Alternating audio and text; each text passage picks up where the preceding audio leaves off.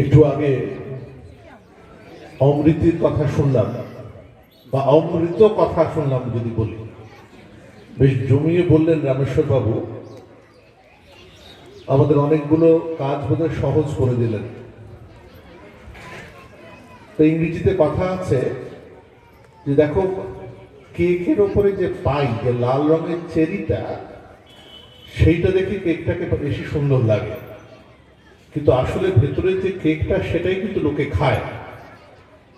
তা আমাদের ভূমিকাটা কিন্তু অনেকটা সেরকম। মাঝে মাঝে আমার নাম উল্লেখ করলেন বটে, কিন্তু পেছনে নেপথ্যে অনেক সেনাপতিরা আছেন।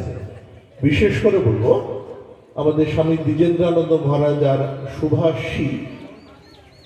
এই যে একটু বললেন যে কোনো সন্ন্যাসী ব্রহ্মচারী থাকলে ভালো হয়, এর কিন্তু একটা প্রারম্ভিক সূচনা হয়েছে গতকাল।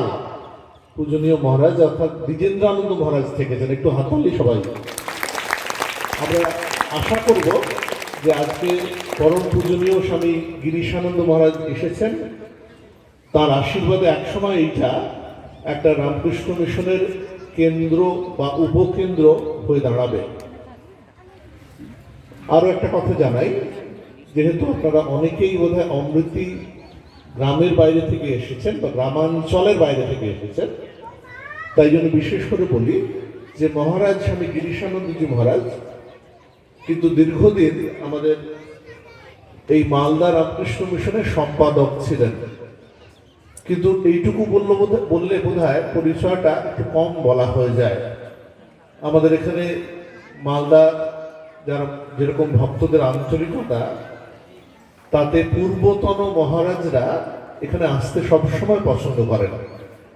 কিন্তু একটুও বললে বোধহয় অতিরঞ্জন হবে না যে মহারাজের মতো এতটা মালদা জেলার আতিপাতি জায়গার সঙ্গে যে তার একটা অন্তরের যোগাযোগ আমি কিন্তু পাইনি। এর আগেও কয়েক মাস আগে এখানে এসেছিলেন। এই অঞ্চল ছাড়িয়ে অনেকগুলি অঞ্চল ওনার জন্য আমরা সেদিন এসেছিলাম। মানিকচকের ঘাট, মথুরাপুর, এমনকি ভুতনি ব্রিজ, বোধহয় মহারাজ যখন আগে ছিলেন তখনও ব্রিজটা হয়নি, তাই তো বলেন? সেই জন্য এই সব কটা জায়গা কিন্তু সেদিন ঘুরে ঘুরে দেখেছিলেন। মানে সঙ্গে যারা সেবকরা আছেন তাদেরও মাঝে মাঝে বোধহয় ভয় লাগছিল, আমাদের কাছে বলছিলেন যে মহারাজকে নিয়ে এতক্ষণ ঘোরাচ্ছেন মহারাজ, কিন্তু ওনার এতটা আন্তরিকতা সেদিনে কিন্তু আমরা না বলতে পারিনি। তো সেই জন্য অমৃতি গ্রামে কিন্তু বা বড়মোহন পাড়ায় উনি আজকে কেবল অতিথি হিসেবে আসেননি। একজন যিনি এইটার সঙ্গে আগেও যুক্ত ছিলেন, তার নব যে চেহারাটা সেটা দেখে তিনি খুব আনন্দ পেয়েছেন, বুঝতে পারছি। খবর নিচ্ছিলেন বারবার কোন দিকে কি। যারা এর আগে ছিলেন এই স্কুলে, যেমন গণপতি বাবু, তার নাম বললেন, জিজ্ঞেস করলেন, বললেন যে এখানে তো একসময় স্টাফ কোয়ার্টার ছিল। নিশ্চয়ই তার বক্তব্যের মধ্যে, আশীর্বাদের মধ্যে আমরা এগুলো শুনতে পাবো। ইংরেজিতে একটা কথা আছে, এরার অফ অমিশন। অমিশন মানে বাদ দেওয়া। আমি বিশেষ করে এনটিপিসি কোম্পানির কথা বলবো। তাদের সৌজন্যে এই জায়গাটা ভরাট করার জন্য অনেক আমরা ফ্লাই অ্যাশ বা সেখানকার যে ছাই পেয়েছি ভর্তি করার জন্য। ডাম্পারের পর ডাম্পার এসেছে, এতটাই যে মাঝখানে আসার সময় কোনো কোনো জায়গায় রাস্তায় ভাঙন হয়েছে। বিশাল বিশাল সে ডাম্পার মাঝরাত্রিরে কখনো এসে পৌঁছেছে, এইটা ভরাট করতে খুব সাহায্য করেছে। তারা কেউ নেই কিন্তু আমরা যদি তাদের কথা না বলি অসম্পূর্ণ হয়ে যাবে। আর একটু আলাদা করে নিশ্চয়ই বলবো, পেছনে ইঞ্জিনিয়ার অসীমবাবু আছেন, নিঃশব্দে নীরবে কিন্তু কাজ করেছেন। আক্ষরিক বলছি, অনেক সময় তো আমরা সকলে যে একটু কিছু কাজ করে সেই জন্য ধন্যবাদ আশা করি। উনি প্রথম আমাদের এখানে খুব সাইলেন্ট এন্ট্রি হলো, এলেন একদম শেষ বাড়িটা মেরামত দিয়ে, তারপর ধীরে ধীরে নানা রকমের কাজে থাকলেন। আর আজকে কিন্তু নানা জনকে পেয়েছি, খুব আনন্দ হয়েছে যে আমাদের মালদা রামকৃষ্ণ মিশনের যারা ছাত্ররা, যারা কখনো অমৃতি গ্রামে অনেকেই আসেনি, এই সুযোগে তারা এখানে এসে আমাদের এই কার্য এই যে ক্রিয়াকাণ্ড এটা দেখতে পেল। আর প্রথমের যে অনুষ্ঠানটা সেটা সবচেয়ে আনন্দের হলো, বাচ্চারা যে সমবেত গান করলো।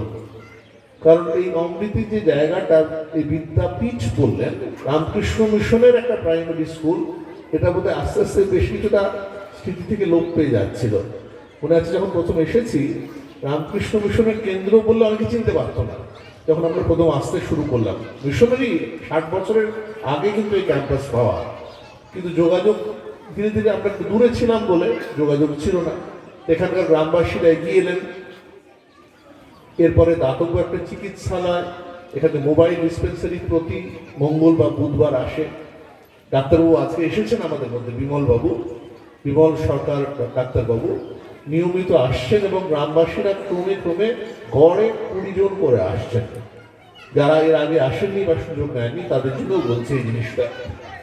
আর আরেকটা জিনিস, যেখানে রামেশ্বরবাবুকে আমরা নিয়মিত পাই, এখানে আমরা একটু ভালো বইয়ের আলোচনা শুরু হয়েছে, যেমন রামকৃষ্ণ পুঁথি বা স্বামী বিবেকানন্দের কথা প্রত্যেক সপ্তাহে একদিন করে হয়। আর আজকে তো অনেকে এসেছেন, কিন্তু মালদা শহর থেকে বেশি এসেছি, কিন্তু আমরা অমৃতি গ্রামের লোককে আরো বেশি চাই। সেটা যত পাবো আরো আনন্দটা বেশি হবে।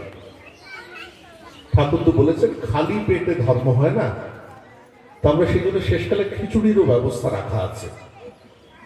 অমৃতি গ্রামবাসীদের মধ্যে কয়েকজন, এখানকার যিনি টিচার ইনচার্জ ছিলেন এবং তার স্বামী, তারা খুব চেষ্টা করেছেন যাতে এটা সুচারুভাবে হয়। বেশ কিছু দাতারা নানাভাবে দান করেছেন।